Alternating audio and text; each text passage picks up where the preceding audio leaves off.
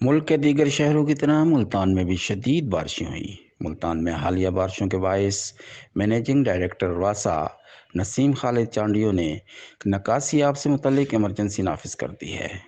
گزشتہ روز موسلادھار بارش کا سلسلہ شروع ہوتے ہی واسا میں ہائی الرٹ جاری کر کے ایمرجنسی نافذ کر دی گئی۔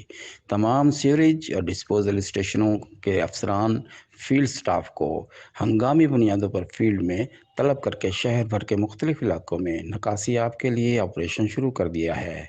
ایم ڈی واسا نسیم خالد چانڈیو نے ملتان شہر کے مختلف علاقوں کا دورہ کیا اور نکاسی آب کے انتظامات کا جائزہ لیا۔ اس دوران ایم ڈی واسا کو ڈسپوزل اسٹیشنوں پر ریکارڈ کی گئی بارش سے متعلق رپورٹ بھی پیش کی گئی۔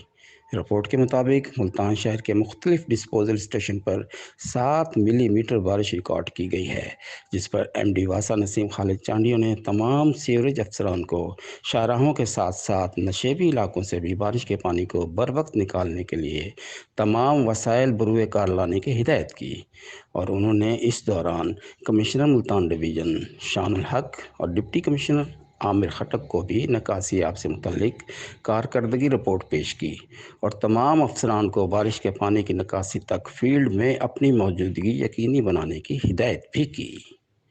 سید صفدر علی بخاری، SSB 92 TV، ملتان۔